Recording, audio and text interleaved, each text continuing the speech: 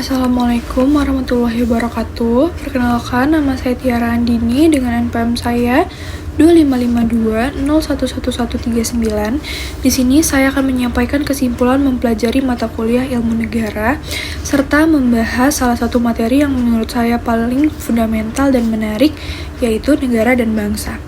Dalam perspektif ilmu negara, topik ini sangat penting untuk dipahami, khususnya bagi saya mahasiswa semester awal, karena menjadi dasar dalam memahami kehidupan bernegara dan berbangsa, serta menjadi fondasi sebelum mempelajari mata kuliah yang lebih lanjut.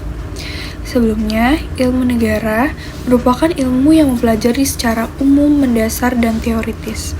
Ilmu ini tidak langsung membahas tentang peraturan perundang-undangan, melainkan membahas konsep dasar tentang negara sebagai suatu organisasi kekuasaan. Dalam ilmu negara, kita mempelajari berbagai konsep penting seperti pengertian negara, unsur-unsur negara, tujuan negara, bentuk negara, sistem pemerintahan, kedaulatan, serta hubungan antar negara dan rakyat. Dari keseluruhan pembelajaran tersebut, dapat disimpulkan bahwa negara dibentuk bukan hanya untuk menjalankan kekuasaan, tetapi untuk mengatur kehidupan bersama agar tercipta ketertiban, keadilan, dan kesejahteraan masyarakat. Ilmu negara memiliki peran yang sangat penting terutama bagi mahasiswa hukum, karena menjadi dasar berpikir yuridis dan konstitusional. Tanpa memahami ilmu negara, seseorang akan sulit memahami mengapa suatu negara membutuhkan hukum, konstitusi, dan pembatas kekuasaan.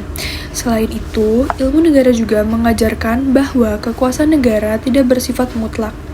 Kekuasaan tersebut harus dibatasi oleh hukum dan dijalankan sesuai dengan konstitusi agar tidak disalahgunakan oleh penguasa. Dengan mempelajari ilmu negara, saya sebagai mahasiswa diharapkan mampu menjadi warga negara yang sadar, kritis terhadap kekuasaan, serta bertanggung jawab dalam kehidupan bermasyarakat dan bernegara. Lanjut, pengertian negara. Negara adalah organisasi kekuasaan tertinggi yang memiliki wilayah tertentu. Rakyat, pemerintahan yang berdaulat, serta kemampuan untuk mengatur dan menjalankan hukum. Negara memiliki kewenangan untuk membuat aturan yang bersifat mengikat dan memaksa. Namun, sifat memaksa ini bukan berarti negara boleh bertindak sewenang-wenang, melainkan digunakan untuk menjaga ketertiban dan kepentingan umum. Keberadaan negara sangat penting, karena tanpa negara, kehidupan masyarakat akan sulit diatur dan rawan terjadinya konflik antar individu maupun antar kelompok. Dan yang kedua, unsur-unsur negara. Suatu negara dapat dikatakan ada apabila memenuhi unsur-unsur tersebut. Yang pertama, rakyat, yaitu orang-orang yang secara tetap tinggal dan berkaitan pada negara. Dan yang kedua, wilayah, yaitu meliputi wilayah darat, laut, dan udara. Dan yang ketiga, pemerintahan yang berdaulat, yaitu pihak yang menjalankan kekuasaan negara. Dan yang keempat, pengakuan dari negara lain, terutama dalam hukum internasional. Keempat unsur ini saling berkaitan dan tidak dapat dipisahkan satu sama lain. Jika salah satu unsur tidak terpenuhi, maka suatu negara tidak dapat menjalankan fungsinya secara sempurna. Dan yang ketiga, pengertian bangsa. Bangsa adalah sekelompok manusia yang memiliki perasaan senasib dan sepenanggungan, serta memiliki persamaan sejarah, budaya, bahasa, adat istiadat, dan cita-cita bersama. Berbeda dengan negara, bangsa lebih menekankan pada ikatan sosial, emosional, dan kultural. Oleh karena itu, suatu bangsa dapat ada meskipun belum memiliki negara sendiri. Sebagai contoh, bangsa Indonesia sudah ada sebelum Indonesia merdeka.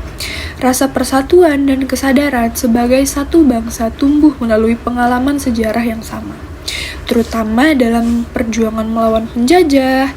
Dan yang keempat, ciri-ciri bangsa. Ciri-ciri bangsa antara lain yang pertama, memiliki perasaan senasib dan sepenanggungan. Dan yang kedua, memiliki perasaan sejarah, persamaan sejarah. Dan yang ketiga, memiliki kebudayaan atau nilai bersama, dan yang keempat, memiliki cita-cita dan tujuan bersama. Ciri-ciri ini membentuk identitas suatu bangsa dan membedakannya dari bangsa lain. Dan yang kelima, perbedaan negara dan bangsa. Perbedaan antar negara dan bangsa dapat dilihat dari beberapa aspek. Jika negara bersifat politis dan yuridis karena berkaitan dengan kekuasaan, pemerintahan, dan hukum. Sedangkan bangsa bersifat sosiologis dan kultural karena berkaitan dengan identitas dan rasa kebersamaan. Negara memiliki pemerintahan dan hukum tertulis, sedangkan bangsa memiliki kesadaran kolektif sebagai satu kesatuan masyarakat. Dan yang keenam, hubungan negara dan bangsa. Meskipun berbeda, negara dan bangsa memiliki hubungan yang sangat erat. Bangsa merupakan dasar terbentuknya negara, sedangkan negara dibentuk sebagai alat untuk melindungi dan mengatur kehidupan bangsa. Indonesia merupakan contoh negara bangsa, yaitu negara yang dibangun atas dasar satu bangsa, bahasa bangsa Indonesia, meskipun terdiri dari berbagai suku, agama, budaya, dan bahasa daerah. Keberagaman tersebut menjadi kekuatan apabila dilandasi oleh rasa persatuan dan kesadaran sebagai bangsa Indonesia. Dan yang ketujuh, pentingnya memahami negara dan bangsa. Pemahaman tentang negara dan bangsa sangat penting karena yang pertama, membantu kita sebagai mahasiswa memahami identitas sebagai warga negara Indonesia, dan yang kedua, menumbuhkan sikap nasionalisme dan cinta tanah air, dan yang ketiga, mendorong sikap toleransi dan saling menghargai. Dan yang keempat, membentuk tanggung jawab dalam kehidupan berbangsa dan bernegara. Dan yang terakhir, penutup dan kesimpulan. Sebagai penutup, dapat disimpulkan bahwa negara dan bangsa adalah dua konsep yang berbeda, namun saling berkaitan dan tidak dapat dipisahkan. Bangsa menjadi dasar terbentuknya negara, sedangkan negara berfungsi sebagai alat untuk melindungi, mengatur, dan mewujudkan tujuan bersama bangsa tersebut. Oleh karena itu, pemahaman tentang negara dan bangsa sangat penting, khususnya bagi saya mahasiswa semester awal sebagai bekal dalam kehidupan berbangsa dan bernegara.